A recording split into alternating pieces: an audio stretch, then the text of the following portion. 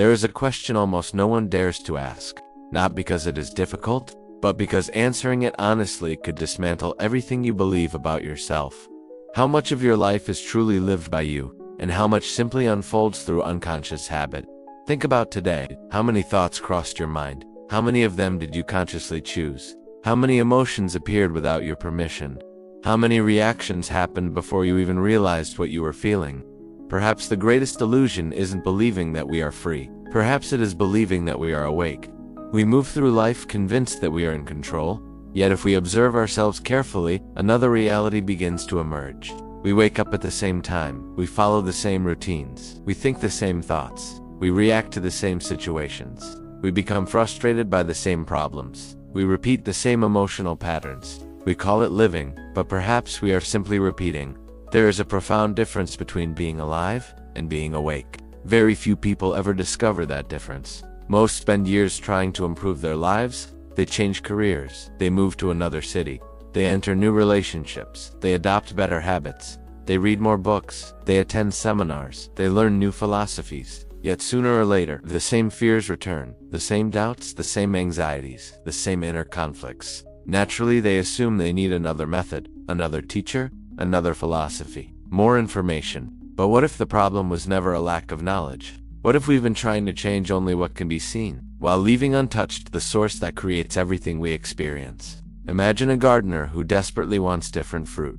Every day he paints the leaves, he trims the branches, he decorates the trunk, but he never examines the roots. For a while, the tree looks different, then another season arrives. The same fruit appears once again, because nothing ever changed beneath the surface. Perhaps this is exactly what we do with ourselves. We become experts at changing appearances, yet the consciousness producing our lives remains exactly the same. This is why so many changes last only a few weeks. Some survive for months. Very few last a lifetime. Anything transformed only on the surface eventually returns to its original condition. Real transformation begins where no one else can see. Long before your words, long before your actions, long before your decisions, it begins within the quality of consciousness itself. And there is something even more fundamental. Consciousness depends on energy. Without energy, awareness becomes clouded. Presence weakens, clarity fades. Think about how the world looks when you are completely exhausted. Small problems become overwhelming. Simple decisions feel impossible. Everything appears heavier than it really is. Now remember a day when you felt deeply alive. The world itself had not changed. Your circumstances were probably the same. Yet everything looked different. The possibilities were easier to see. Solutions appeared naturally. Hope returned. What changed? Was it the world? Or was it the energy through which you experienced the world? Perhaps we never experienced reality exactly as it is. Perhaps we experience reality through the quality of our consciousness. And consciousness rises or falls with the energy that sustains it. That may explain why two people can face the very same situation, yet leave with completely different lives. One discovers growth, the other discovers suffering.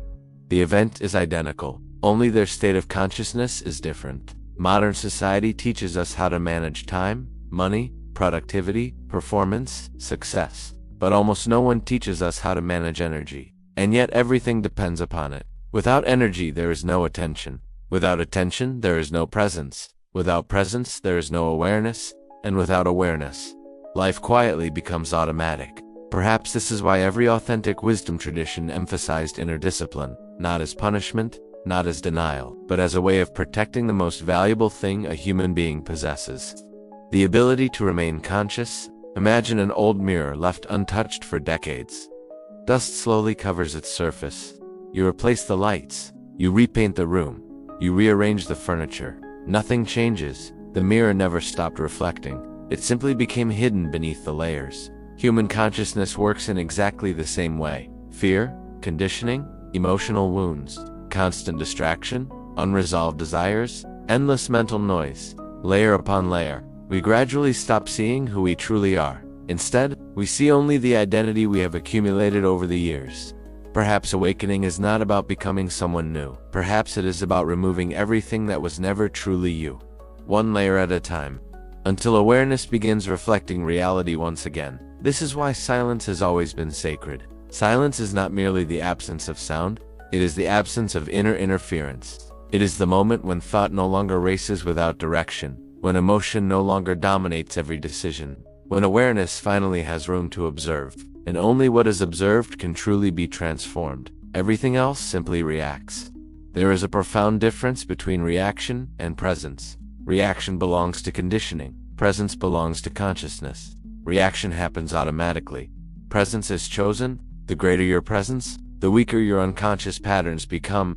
This is where genuine self-mastery begins, not through force, not through suppression, but through awareness. You begin noticing thoughts before they become words. You notice emotions before they become actions. You notice impulses before they become decisions.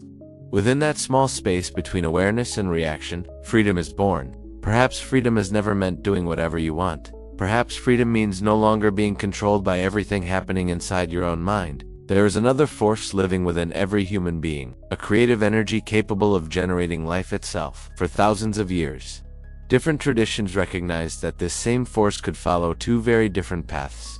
When scattered unconsciously, it strengthens old habits. When directed consciously, it strengthens awareness. Every moment of wasted energy feeds unconscious patterns. Every moment of preserved energy nourishes consciousness. Little by little, your mind becomes quieter, your emotions become clearer. Your decisions arise from wisdom rather than fear. Inner silence stops being something you chase and becomes something you embody. Eventually, you discover one of life's greatest truths. Real power has never been the ability to control the world. Real power is no longer allowing the world to control you. When your thoughts no longer dominate you, when your emotions no longer imprison you, when your impulses no longer dictate your choices, you begin living in an entirely different way. Not because the world has changed, but because the consciousness experiencing the world has changed. Perhaps this is what the great wisdom traditions have always been, pointing toward: awakening, inner alchemy, rebirth, expansion of consciousness. Different words, the same destination,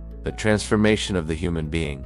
Not a change in appearance, not merely a change in behavior, but a transformation at the very source from which life unfolds.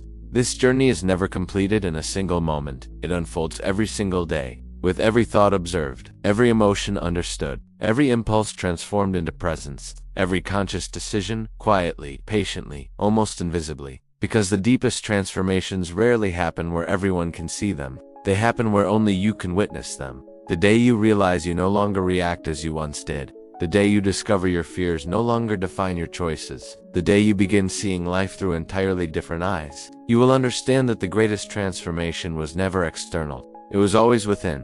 If this reflection resonated with you, subscribe to Inner Multiverse. This channel isn't here to give you ready-made answers. It's here to explore the timeless ideas that awaken consciousness, cultivate inner mastery, and reveal the limitless potential that already exists within you. And always remember, the greatest journey you will ever take will not lead you across the world. It will lead you inward, because the most extraordinary universe you will ever discover has been waiting inside you all along.